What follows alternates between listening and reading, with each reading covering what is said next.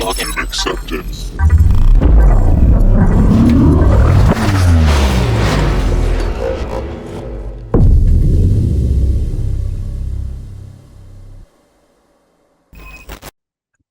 So who am I? My name is Ryan. I also go by Tired Person, and I'm the director of comps.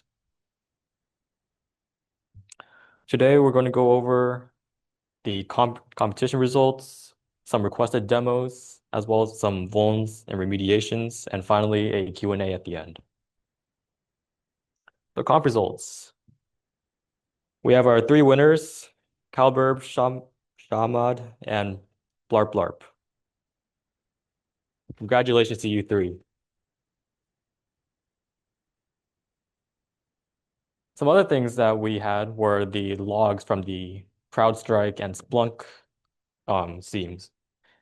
So some things that we detected were all of this stuff. I think that's 82. So as you can see, there's a lot of remote access tools, probably just Netcat, to be honest. I don't know what the malicious files are. I don't know what you guys put on there, but there's definitely a lot of unsecured credentials. As for detections, you see a lot of people attack Propane 1 and basically only Propane 1. Other things you guys attacked were Propane 2, and then the DC and the FS file system. But I don't know where Hank Core and DCA are though. Pretty weird. For detections, part 2, we see that there's a lot of SU to the root user. Yeah. And then all those other commands. Overall, there was a total of 112 SU commands. Probably most of them was me when I was deving, but it is what it is. For the requested demos, I believe, oh, I need to change screens.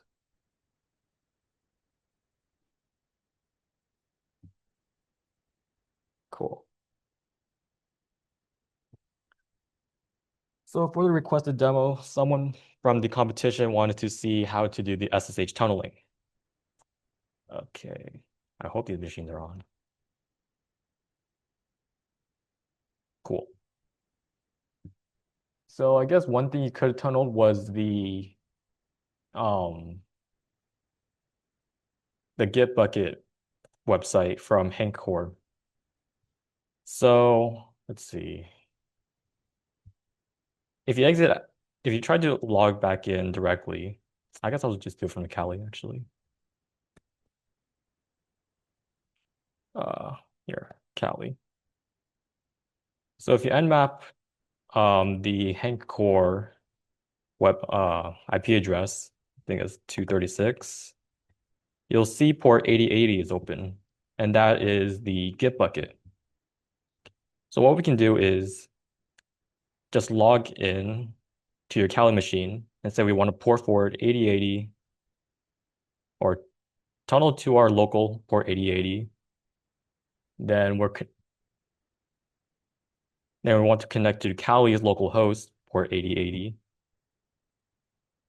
And then to tunnel from Hank Core 2 to Kali and then back to your host, you would have to do SSH. I think Hank was on there. Let's do EC2 user at 10.109, 124, 236 -L 8080.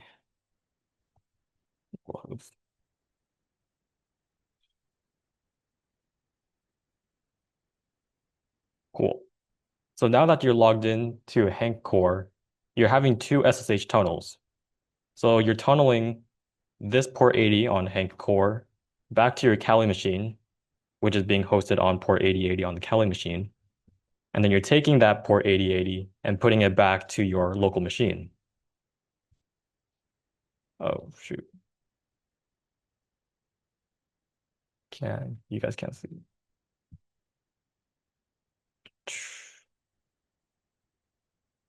Let's see. Cool. So then if you go back to your host machine and say localhost port 8080, you should see the Git bucket. So I guess to further demonstrate, if you don't have the double SSH tunnel, right, you're only logging in through Kali, that's no longer there because you're no longer tunneling port 8080 of Hank core to your Kali machine. So it's kind of a broken bridge.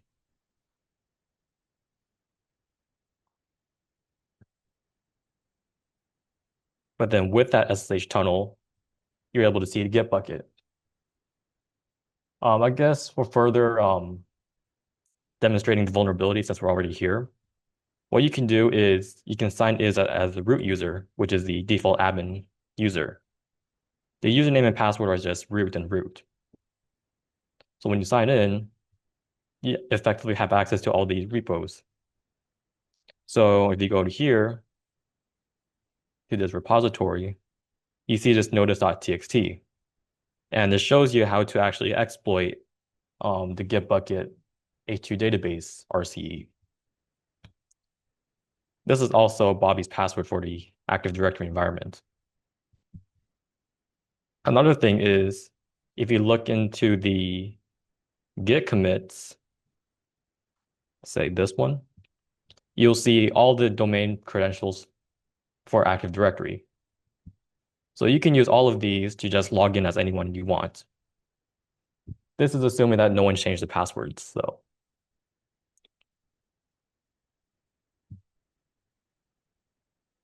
And then if you wanted to exploit the H2 database, you would follow the URL from, what was it? From the notice.txt. And then from there, you would just go to system administration, database viewer, and then input whatever RCE command in here. To actually patch it, you could just simply stop the Git bucket. Okay, I don't know. What was this password? I'm too lazy to find the password. Anyways, that's basically what you would do. You just stop the Git bucket service. Or you can delete it. It doesn't really matter to me. Uh, I think that was basically it for requested demos. Probably anyways, I don't know. Anyways, for vulns and remediations, you have on the CA machine, you have escape 1, 2, 3, 4, 7, and 8, I believe. So as a basic example for escape 1 escape is just a general type of vulnerability for misconfigured certificate templates. So a CA stands for Certificate Authority, and it handles all of the templates for various certificates. If you misconfigure the permissions on a certificate, you can allow exploits like escape 1. Escape 1 is where you allow any user to request a certificate that can be used for authentication for any user. So with escape 1, you're basically requesting a certificate for yourself, but then you're changing the SAN, which is a subject address name, I believe. So by changing the SAN to say like administrator, you're effectively requesting a certificate for the administrator user. And this can all be done through Certify, which is a Linux tool that you could use. There's also a Windows tool called Certify, which you can also use. Either or works. To actually exploit the escape 1, you would use certify-ad auth-pfx because this is okay, well, this is actually assuming that you actually got the certificate. But yeah, if you actually want to request it, there's this that you can look through, hacker recipes. So basically you would just request a certificate using a user that you own. And you're requesting that specific template for that specific CA. And then you're trying to impersonate the domain admin. At least you should be. Then after that, you would use the auth module to authenticate as that user, and then you grab the NTLM hash for that user. And then using either PSExec or NetExec, you can authenticate as a user by performing pass the hash. Another thing that was on the environment was DP API dumping or the data protection API. So this was on both the file system and the FS machine and the CA machine. So assuming that you have a valid user, say like um, a local admin or domain admin, etc., you can dump the credentials for that user or for any DP API secrets on the machine. This is not a screenshot from the environment, but it kind of conveys the idea, right? With NetExec, there's a DP API module where you can use it to automatically dump the DP API secrets. There's also manual ways that you can do in case that this version doesn't work. But thankfully in the environment, the NetExec way does work. Something that was also on the environment was the CVE 2025-33073. This is NTLM reflection that has been recently found.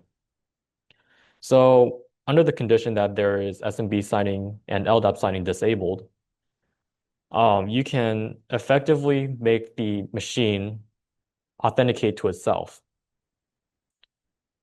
So if you look in this example, you'll see this local host 1U8, 1UWHR, etc., right? That is a DNS entry that it can be used to authenticate to. So by using tools like Petit Batam, Coerce Plus, etc., you can force the CA machine to authenticate to this DNS record. And then because it says local host, the machine is being tricked into thinking that you're authenticating to itself. And because you're authenticating to yourself, you're automatically using the NT authority system user. It's pretty complex in how it works, but it's definitely a really cool exploit that's been easily scripted out. And by the way, there's also like links to resources within the slides in case you guys get lost again. So a consequence of NTLM reflection is that you can dump the SAM and system keys of that machine, which allows you to obtain the local administrator. If this was performed on a domain controller, you would effectively have the NTLM hashes for the domain admin. But since this is on the CA machine, these are just local admins. As for other demos, I guess we'll start with the Linux side. So if you nmap let's start with Propane 1, you'll see all these different services. Starting with FTP, there you can actually find the root SSH key within it. So if you do FTP, the IP address, say anonymous, and ls, you'll see key. If you get key and cat key, you'll see this SSH key with a note. You would just take this SSH key and just say nano temp chmod to 600 because of SSH permissions. Oh, temp. And then we can use this to just log in as the root user. So ssh-i temp root at 10.24.251. And now you're root. That would be one way to get in. To patch it, you would just either get rid of that file within the FTP server. So if you do cd/srv/ftp, you would see key, just remove key. Another way is just to disallow root login, but that's going to be used for another exploit. So if you go back to the nmap scan, you'll see telnet. So with telnet, you can just use the telnet command. So telnet, assuming that it's installed,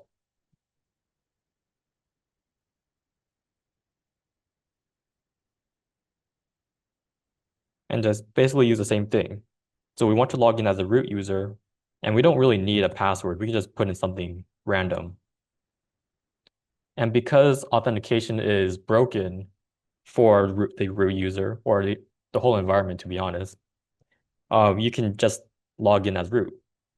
To fix this, you can either just turn off telnet, so systemctl stop inetd, or you can just do nano/etc/pam.d/common auth, and you can change default 1 equals to default ignore.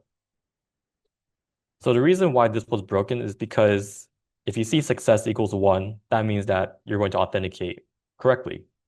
If default is 1, that means no matter what kind of password you put, you're going to authenticate because default 1 is defaulting to success.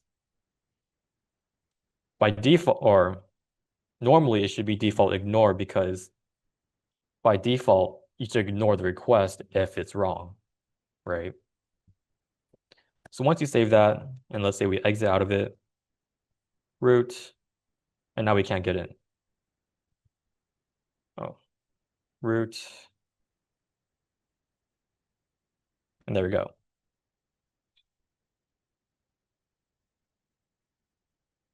Bruh, bruh, bruh.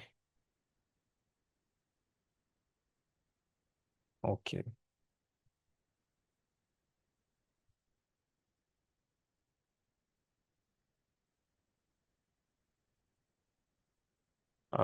Let's see what else is there.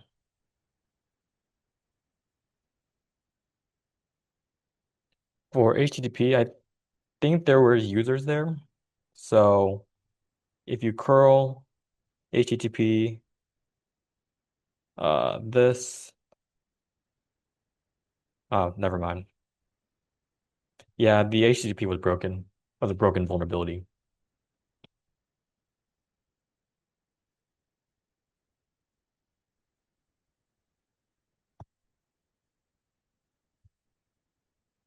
Another thing was the bind shell on port 5555. So if you do netcat 10.109.124.251, say 5555, you can log in. Who am I? We are the root user. So this is a bind shell that is running within the environment. So if you go to cd or cd/etc/systemd/system, you'll see all these different services. This bind shell I was working, but not anymore. But the one we just logged into was the, where is it? SOCAT bind shell. So to prevent this, we can just do systemctl stop SOCAT dash bind. And that should status. Yeah, that should just kill us. The final thing on the propane one was the Postgres user. So cat P1, we see that there's PostgreSQL on port 5432. From the trivia questions that were released during the competition, you would know that the credentials were Postgres, which were the default credentials. So knowing this, if we do MSF console, we can use a module to get RCE onto the environment. So if we do search Postgres, and we use 22 because that's the RCE one. We have to specify some specific options. So set lhost to your Kali IP, which would be for me is 10.109.124.149. Set the R host, which is our target machine, 10.109.124.251. And then we see that we're using the password Postgres for the Postgres user or Postgres user. So then if we execute this, you should get a shell.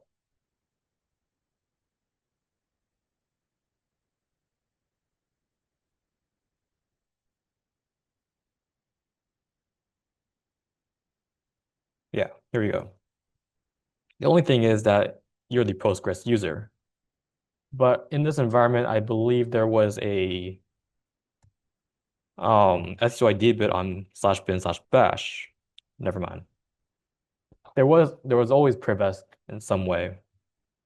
But let's say that the PAMD wasn't fixed. You could have just done su root because of the login issue. I believe there were no, there wasn't. Yeah. Well, there were definitely other ways of privesc. Guess I don't have the vuln sheet up. But if you enumerate enough, let's say with linps or something, there's definitely ways to get in or to elevate your privileges.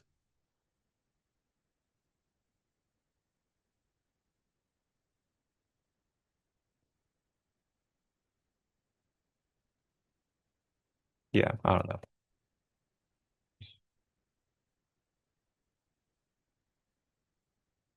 I guess moving on to propane 2,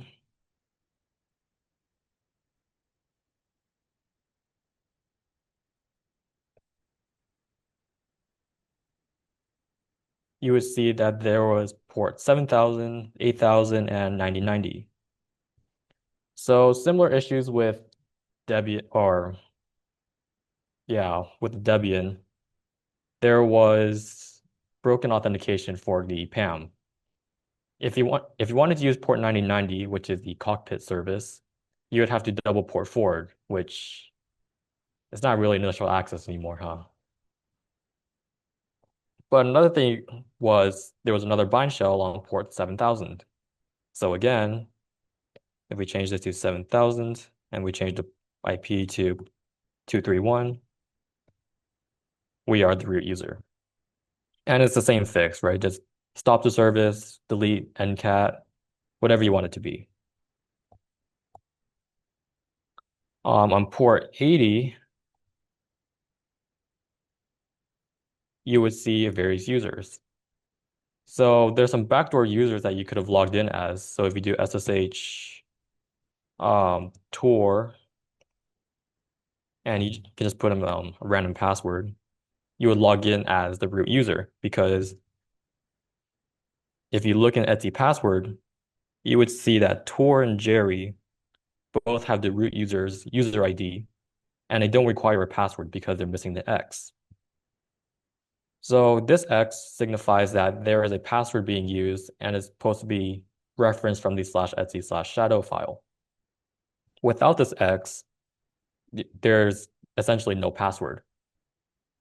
And then with the zeros, you're impersonating the root user because only the root user should have the UID and group ID of 0.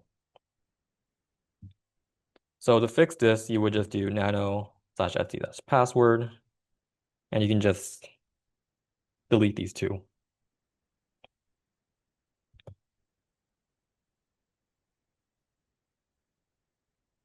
So then if you try again, it would just say password denied because there's no user.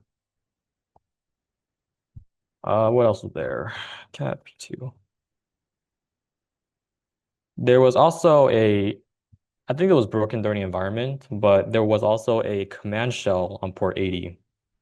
So if through whatever means, so like GoBuster, you would able to find the /demo directory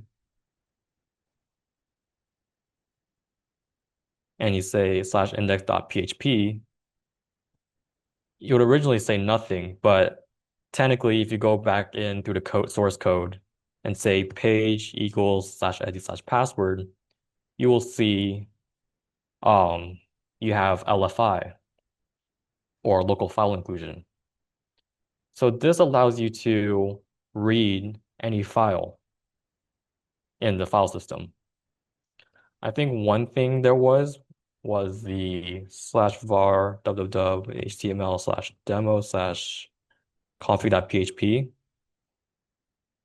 And then you would get password for the Strickland user. Obviously, this is not like an obvious vulnerability that you would find. This would have to be something that you would discover while you're in the machine.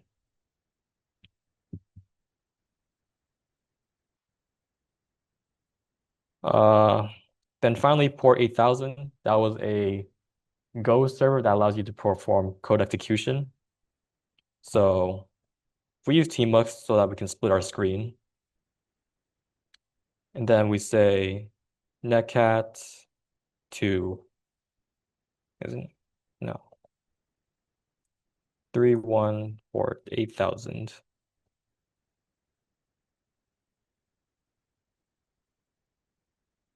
Should be 8000. No.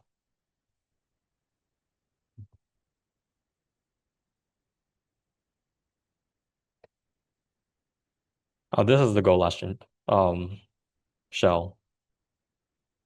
I forgot what port 8000 was on the thing.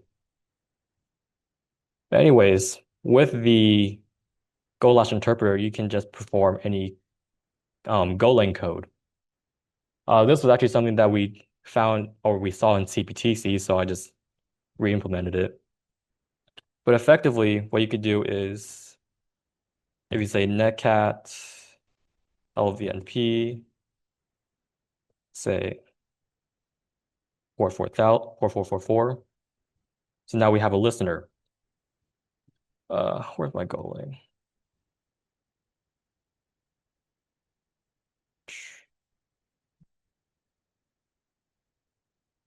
So using this line of code, we can get code execution. This service is really finicky because of how it interprets it. So everything has to be on a single line. It can't have multiple lines of code. But that's not really a problem for Golang because you can just make everything a single line.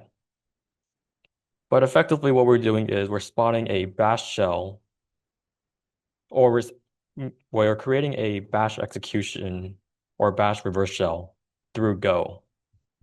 And we're connecting to our Kali IP on port 4444. So then we enter, and then as the script says, we have to put 3 hashtags to end the script. If we go back to our listener, we see that we have a shell. So who am I? We are the root user. I didn't really expect anyone to get this. It was kind of a hard vulnerability, but it was there. To stop it, you would just do systemctl stop golash. Or you can remove the golash binary, but I forgot where I put that. Uh,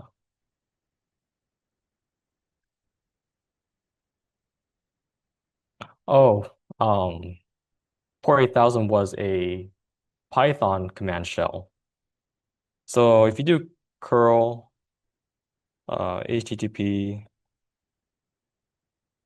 10.109.124 right, on 124.231 port 8000, you would get this. And you basically just do the same thing, right? You just copy, paste it, and whatever command you want it to be. So if you say, who am I? We're the root user. And through this, you can get a reverse shell. I'm too lazy to type out the reverse shell, but you can see that we get code execution through this. A little finicky part about this is that you have to do a bit of URL encoding because you can't have spaces within this. So you have to do ls/temp, for example, where plus just represents a space. and then you get this. If you do ls space slash temp, you would get this kind of bad attempt. Well, maybe it doesn't. Maybe it does work.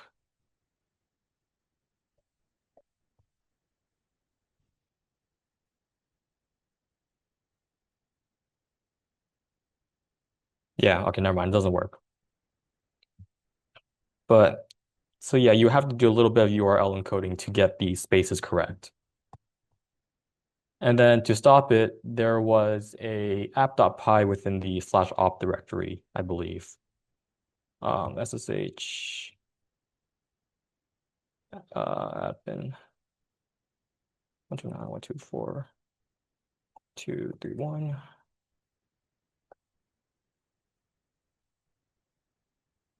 Yeah, there was app.py here that you could just delete it.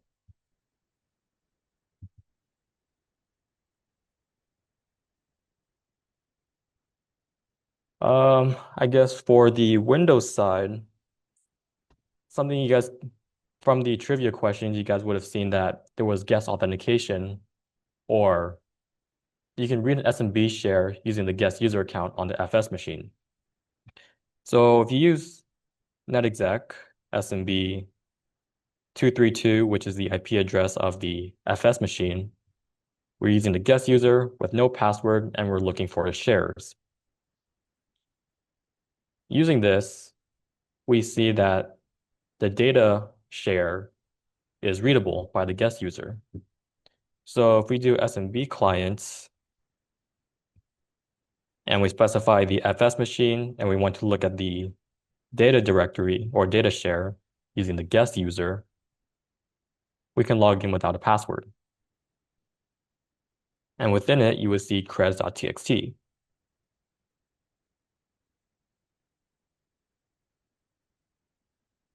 And then you would see Bobby, which is a domain admin, Ghost admin, which is a deleted AD user, and Redcorn, which I forgot what was used for. But in any case, with the Bobby user, what you can do, you basically have full compromise of the domain. So netexec SMB, instead of this, we would do Bobby. Oh, I kind of need that actually.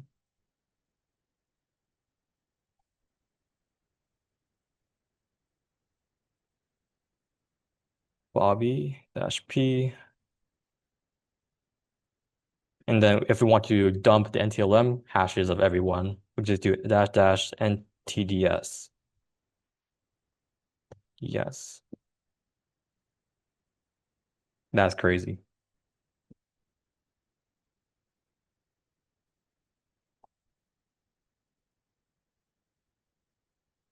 Okay, we can dump the SAM registry key. So with this, you'll see that you have all these different users. New user, Twilight, Carl. Oh, this was the FS machine, that's why NTDS didn't work. So yeah, you have the local admin, you have all these different users that you could have chose from, etc. If you were to use the or attack the domain controller and get the NTDS, this should give you the hashes for every user within the domain, including the DC, CA, FS machine computer accounts. So with this, you have full compromise of the domain. You can also take it further by getting a golden ticket or whatever using the KRB TGT account.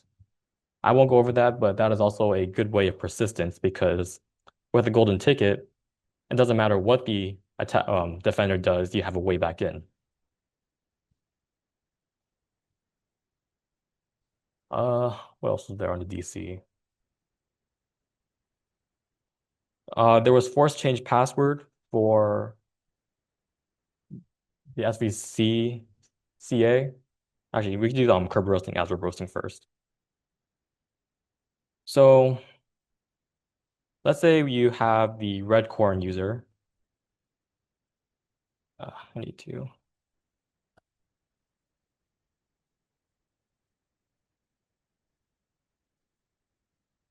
red corn dash P, healing hands, ASREP roasting.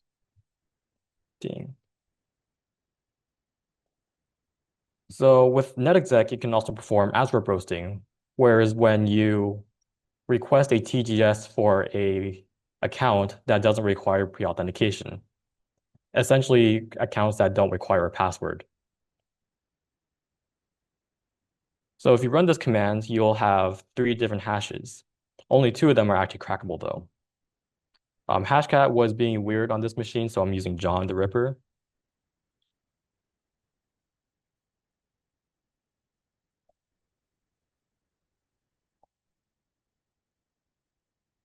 No.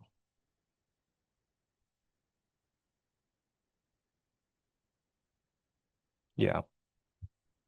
So using John the Ripper, you can use the format KRB5 ASREP with the rocku.txt word list, and then you're specifying the ASREP file, which contains these hashes. So only Lucky and Bill have crackable passwords. You could then use these to further attack, but I don't think they had any special privileges. Hello? Yep. Yeah. Well, I didn't mean to interrupt, but I did something similar for like I did that same like Kerberos, I guess, attack. Mhm. And I got 3 hashes, or 4 hashes. It was Bobby, no, it was Hank, Peggy, and I think Bill as well. Oh, that's curb roasting. This is ASREP. Okay. Oh, okay. I was thinking it was different. Okay, thank you. Yeah, no problem. So what he was saying is curb roasting, which is effectively the same thing, except it requires a password to attack. So the difference with ASREP roasting and curb roasting is that ASREP roasting doesn't require a password, and it doesn't actually require credentials technically. It just requires a user list, something that you may or may not get or have. With curb roasting, it does require credentials to perform. And we can use any credentials because the accounts that we are attacking, they are service accounts with a SPN or a service principal name. And with these service principal names, people are allowed to authenticate to that user.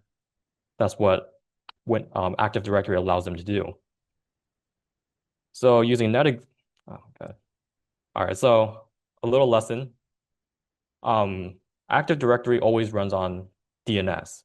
If you can't resolve to the domain controller, effectively everything goes to hell, I guess. So if you now know etcresolve.conf, you can just put name server 10.109.124.214, which is the IP address of the domain controller. S-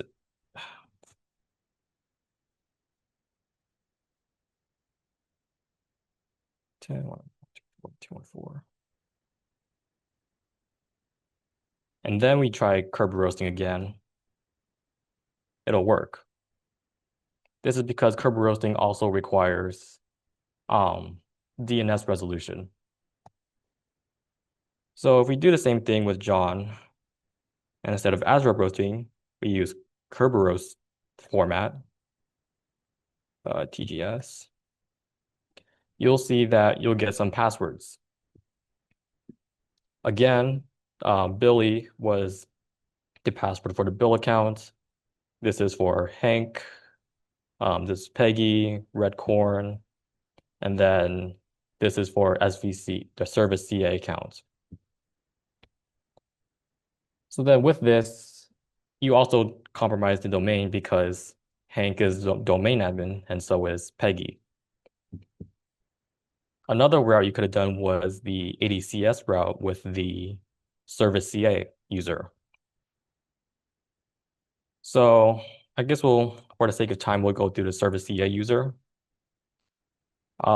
So certify source. So to find vulnerable templates, you would use certify, the certify command. And then you're using the SVCCA user to find what certificate templates are vulnerable.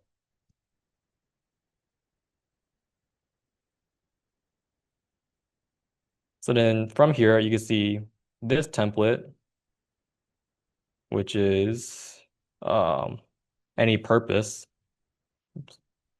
can be used for escape 1, 2, 3, and 4. This is escape 3, escape 4, 1 and 4, 7 and 8, etc., right? So from here, you could have done any kind of attack, and you could have just referenced hacker recipes, uh, ADCS. So hacker recipes is a really good repository for all Windows attacks. It doesn't necessarily show you how to set it up, but it does show you how to attack them and why it works. So from here, you'll see escape 1 through 16, or 1 through 15. There is a 16, but it's not on here. So if we wanted to do escape 1, we could have done this and just like scroll down. We see escape 1. And then you would just request a template for that domain user. But for the sake of time, we're not going to go through any of the ADCS routes. If you really want to practice ADCS stuff, I recommend doing some from Hack the Box, like Escape 1, Escape 2, Authority. That's a good one. They're not actually Escape 1 and Escape 2 vulns, but that's just the name of the Hack the Box machines. I believe they do require VIP though, so kind of a downside. But in any case, does anyone have any questions?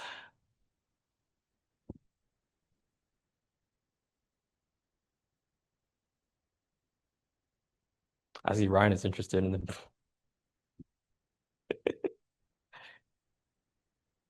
Any questions about the environment? Anything you guys want to know more about? And yes, Ian.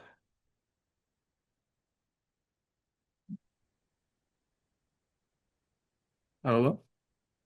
Let me answer Ian first. Okay. So that only works because the NTDS command or exploit reads from the ntds.dit file, and that file is only on the domain controller. So it's not on any of the FS machine or CA machine because they don't have it. Just simple as that. Yes, Shaman. So I was wondering like for Windows, how do you kind of like secure everything? Because when I got the hash and I was admin, um, someone else had the hash, and I was trying to figure out like what is a way to like I guess either kick them out of their WinRM session or another way to just kick them out entirely so they can't take the flag. You could just change the password for all the domain users except for administrator. Yeah. That would be one way. Because even though they have the hashes, those hashes would change if you change the password. Okay. So you're effectively locking them out. Okay. It is tedious to go through each one of them one by one. That's why you get like ChatGPT to make you a script for that. Yeah. But then from there, I guess some other thing you could do would be thinking about how you got in and seeing how you can fix them, right? Yeah. You got in through curb roasting or etc. What if Yeah. you just remove the SPN from that user? ASREP roasting, what if you added pre-authentication to that user? Again, changing the passwords for them would remediate that because Yeah. if you give them a strong password, it's not crackable anymore. Yeah. Okay. For ADCS stuff, you would just have to go in through the templates and just fix them. I mean, there's no really other way around it. Hmm. Um, Other things like the deleted AD account, Yeah. I believe there's a way to force delete it so that it doesn't get recorded in the AD recycle bin. Hmm. Not entirely sure. Okay. Uh, there was also RBCD on the environment. For that one, that would just be like removing privileges directly from, I think, um, AUDC or something. Okay. ADUC. Yeah. It would just be things like that. All right. Obviously, it's not like a comprehensive guide on how to defend it because I'm not good at defending Windows either. No. But these are just some things that you may want to consider as a blue teamer. Okay. Fair, fair. Mm, yeah, I don't know if I have any more questions. Let me think. Yeah, no worries.